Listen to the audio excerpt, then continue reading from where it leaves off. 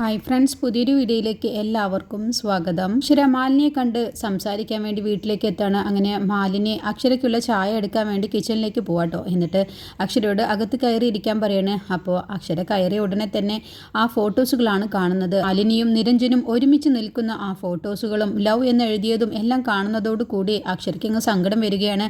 അങ്ങനെ അക്ഷര പെട്ടെന്ന് അവിടെ നോക്കുമ്പോഴാണ് സോഫയിൽ നിരഞ്ജൻ്റെ ഷർട്ട് ഊരിയിട്ടത് കാണുന്നത്. അത് കണ്ടതോടുകൂടി അക്ഷര അങ്ങ് തെറ്റിദ്ധരിക്കുകയാണ്. അപ്പോഴത്തേക്കും മാലിനി വരികയാണ്. അപ്പോൾ അക്ഷര കണ്ണുനീരോട് കൂടി നിൽക്കുന്നത് കാണുമ്പോൾ മാലിനി ഇതിപ്പോൾ എന്ത് പറ്റി എന്നുള്ള ഭാവത്തിലാണ് കേട്ടോ നോക്കുന്നത്. അപ്പോൾ കാര്യം മനസ്സിലാവുകയാണ് മാലിനിക്ക്. നിരഞ്ജൻ്റെ ആ ഷർട്ട് കണ്ടതുകൊണ്ട് തെറ്റിദ്ധരിച്ചതാവും എന്ന് മാലിനിക്ക് മനസ്സിലാവുകയാണ്. അങ്ങനെ മാലിനി അക്ഷരയുടെ അടുത്തേക്ക് വന്ന് ചോദിക്കുകയാണ്, അല്ല ചായയിൽ മധുരം ഇടണോ എന്ന് ചോദിക്കുമ്പോൾ എനിക്ക് വേണ്ട, എനിക്ക് മധുരം വേണ്ട, എനിക്ക് ചായയും വേണ്ട, അതെന്താ നേരത്തെ പറയാതിരുന്നത്? അപ്പോൾ എനിക്ക് അങ്ങനെ പറയണമെന്ന് തോന്നിയില്ല. മാലിനി പറയണ, അക്ഷര നീ വെറുതെ തെറ്റിദ്ധരിക്കേണ്ട, നീ കരുതുന്ന പോലത്തെ ഒരു സ്ത്രീയൊന്നുമല്ല ഞാൻ. അതെനിക്ക് മനസ്സിലായി. ഇവിടെ വന്നപ്പോൾ തന്നെ എനിക്ക് നീ ആരാണെന്നുള്ളതൊക്കെ എനിക്ക് മനസ്സിലായി എന്ന് അക്ഷര പറയണം. അക്ഷര കണ്ണുനീര് തുടച്ചുകൊണ്ട് പറയുകയാണ്, നിങ്ങൾ തമ്മിൽ എന്ത് ബന്ധമാണെന്നുള്ളതൊക്കെ നിങ്ങൾ തന്നെ പറയാതെ തന്നെ സ്വയം പറയുന്ന തെളിവുകളുണ്ടല്ലോ ഇവിടെ. അതെനിക്ക് ഇവിടെ നിന്നും കണ്ടപ്പോൾ തന്നെ മനസ്സിലായി. പറ്റുമെങ്കിൽ നിങ്ങൾ എന്നെ ഒന്ന് സഹായിക്കണം.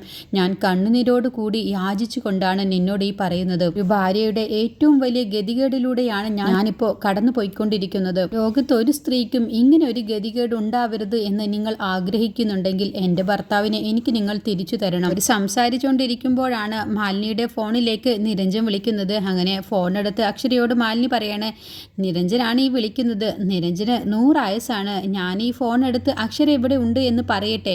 അപ്പോൾ അക്ഷര പറയണ, വേണ്ട, അദ്ദേഹത്തെ അറിയിക്കേണ്ട. അപ്പോൾ മാലിനി പറയണ, അക്ഷര നല്ല കുട്ടിയാവാൻ നോക്ക്. ഞങ്ങൾ തമ്മിൽ വെറും ഒരു സുഹൃത്തുക്കളാണെന്നുള്ളത് നീ മനസ്സിലാക്കാൻ വേണ്ടി ശ്രമിക്കും.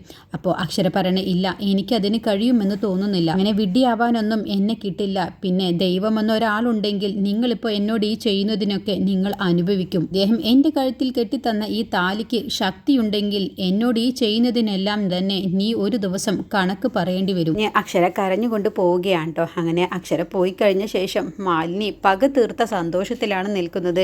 എൻ്റെ ജീവിതം ഇങ്ങനെ നശിപ്പിച്ചിട്ട് നീയും ഇനി അനുഭവിക്കണം എന്നുള്ള ഭാവത്തിലാണ് കേട്ടോ മാലിനി സന്തോഷത്തോടു കൂടി നിൽക്കുന്നത്. മാലിനിയുടെ ഫോണിലേക്ക് നിരഞ്ജൻ വീണ്ടും വിളിക്കുകയാണ്. എന്നിട്ട് പറയുകയാണ്, അവിടേക്ക് ഒരു അപകടം വരുന്നുണ്ട്. എന്ത് അപകടം? എൻ്റെ അമ്മ അവിടേക്ക് വരുന്നുണ്ട്. പിന്നെന്താ നിരഞ്ജ കുഴപ്പമുള്ളത്?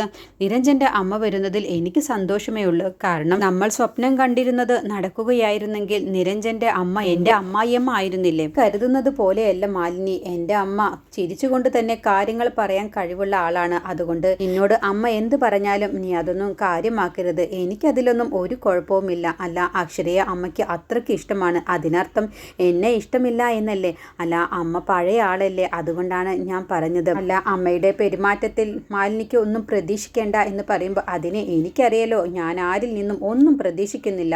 എന്തിന്, നിരഞ്ജനിൽ നിന്നു പോലും ഞാൻ ഒന്നും പ്രതീക്ഷിക്കുന്നില്ല. പ്രതീക്ഷിച്ചാൽ അവസാനം നിരാശപ്പെടേണ്ടി വരുമെന്നുള്ളത് എനിക്ക് ഉറപ്പുള്ള കാര്യമാണല്ലോ. അപ്പോൾ നിരഞ്ജൻ പറയണ, അമ്മ വന്നിട്ട് ഓരോന്ന് സംസാരിക്കും, പക്ഷെ അമ്മയ്ക്ക് ഒരിക്കലും പിടികൊടുക്കരുത്. എൻ്റെ അവസ്ഥയെക്കുറിച്ച് അമ്മയോട് ഒരിക്കലും പറയരുത്. എൻ്റെ അമ്മയ്ക്ക് മുന്നിൽ ഇതുവരെയും ഞാൻ തല കുനിച്ചിട്ടില്ല. അങ്ങനെ ഒരു അവസ്ഥ എനിക്ക് വരുത്തരുത്. അതുകൊണ്ട് മാലിന്യം ഒന്ന് സൂക്ഷിക്കണം. അതിന് നിരഞ്ജൻ എന്താ എത്ര പേടിക്കുന്നത്? നമ്മൾ തെറ്റൊന്നും ചെയ്യുന്നില്ലല്ലോ, പിന്നെ എന്തിനാണ് ഇങ്ങനെ പേടിക്കുന്നത്? ഇല്ല, എനിക്കറിയാം തെറ്റൊന്നും ചെയ്തിട്ടില്ല. പക്ഷേ അമ്മയ്ക്ക് ഒരു പ്രത്യേക കഴിവുണ്ട് എല്ലാം മനസ്സിലാക്കിയെടുക്കാൻ. അതുകൊണ്ടാണ് ഞാൻ പറഞ്ഞത്. അതുകൊണ്ട് അമ്മ പോയി കഴിഞ്ഞ ശേഷം മാലിന്യം എനിക്ക് ഫോൺ വിളിക്കണം എന്ന് പറഞ്ഞ് നിരഞ്ജൻ ഫോൺ വയ്ക്കാൻ കേട്ടോ.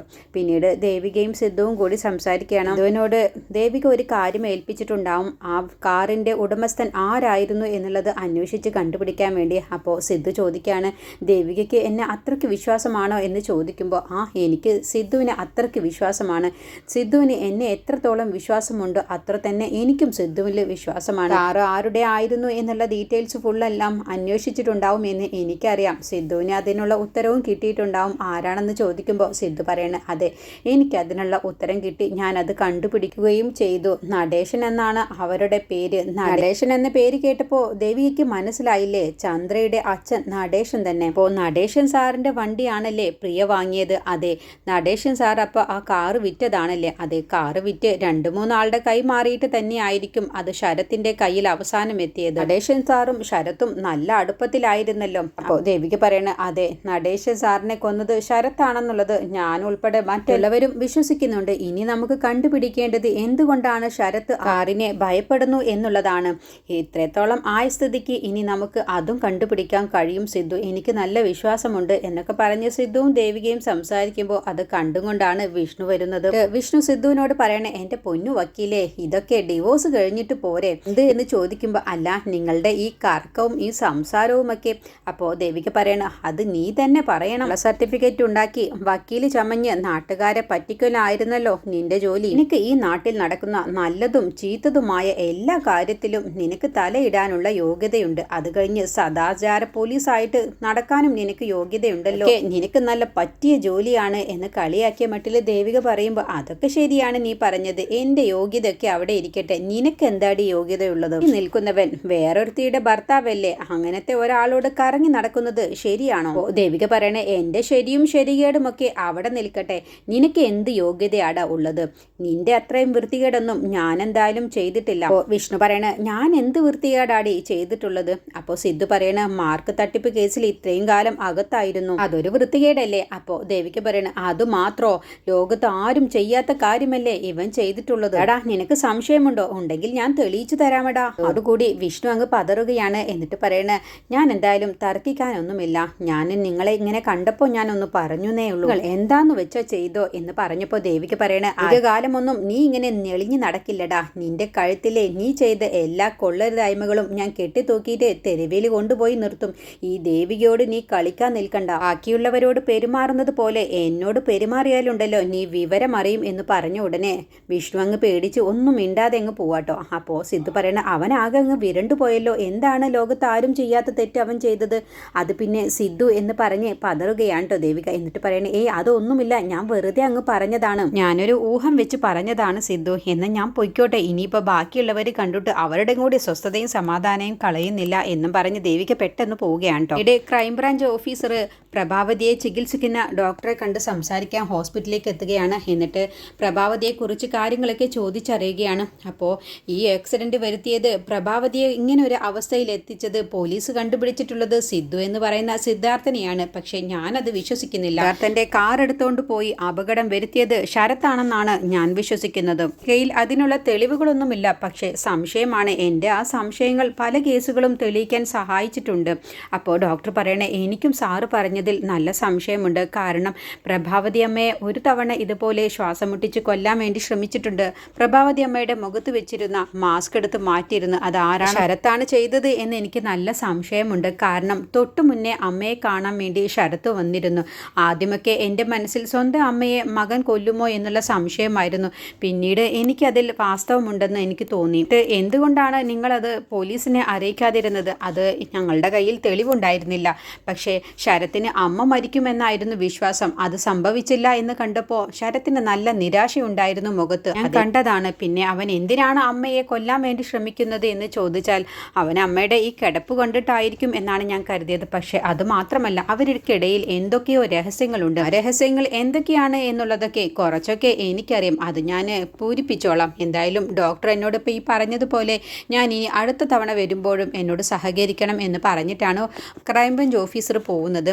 പിന്നീട് അക്ഷര കരഞ്ഞുകൊണ്ട് വീട്ടിലേക്ക് വരികയാണ് കേട്ടോ. അപ്പോൾ കാഞ്ചന ചോദിക്കുകയാണ്, എന്തായി, മാലിനിയെ കണ്ട് നീ സംസാരിച്ചോ? അപ്പോൾ അപ്പച്ചിയോട് കാര്യങ്ങളൊക്കെ കരഞ്ഞുകൊണ്ട് വിശദമായിട്ട് തന്നെ പറഞ്ഞു കൊടുക്കുകയാണ്. അദ്ദേഹം എന്നിൽ നിന്നും അകന്നു പോയി എന്നുള്ളത് എനിക്ക് മനസ്സിലായി അപ്പച്ചി. എനിക്കിപ്പോൾ അദ്ദേഹവും എനിക്കും തമ്മിൽ യാതൊരു ബന്ധവുമില്ല എന്നാണ് എനിക്ക് മനസ്സിലായത്. അതുകൊണ്ട് ഇനി ഞാൻ അവളെ കാണാൻ പോവുകയോ യാചിച്ചു ചെല്ലുകയോ ചെയ്യില്ല. ഒരു ഭാര്യയുടെ അവസ്ഥ എന്താണെന്നുള്ളത് അപ്പച്ചിയോട് ഞാൻ പറഞ്ഞു തരേണ്ടതില്ലല്ലോ.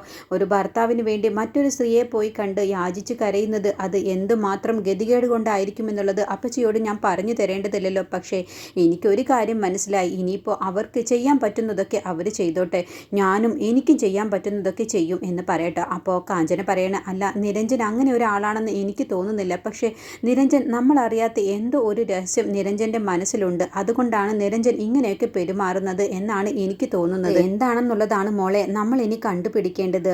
അക്കാരണം കൊണ്ടായിരിക്കും നിരഞ്ജൻ ചിലപ്പോൾ ഇങ്ങനെയൊക്കെ പെരുമാറുന്നത് എന്നൊക്കെ കാഞ്ചനയും പറയുകയാണ് കേട്ടോ. പിന്നീട് മാലിനിയെ കാണാൻ വേണ്ടി നിരഞ്ജൻ്റെ അമ്മ വീട്ടിലേക്ക് ചെല്ലുകയാണ്. എന്നിട്ട് മാലിനിയോട് മറ്റൊരു വിവാഹം കഴിക്കാൻ വേണ്ടി പറയുമ്പോൾ മാലിനി പറയണേ, നിരഞ്ജൻ്റെ സ്ഥാനത്ത് മറ്റൊരു ഭർത്താവിനെ എനിക്ക് കാണാൻ കഴിയില്ല അമ്മേ. പിന്നെ നിങ്ങൾ കരുതുന്നത് പോലെ ഞാനും നിരഞ്ജനും തമ്മിൽ ഒരു വേണ്ടാത്ത ബന്ധവുമില്ല. ഞങ്ങൾ നല്ലൊരു സുഹൃത്തുക്കൾ മാത്രമാണ്.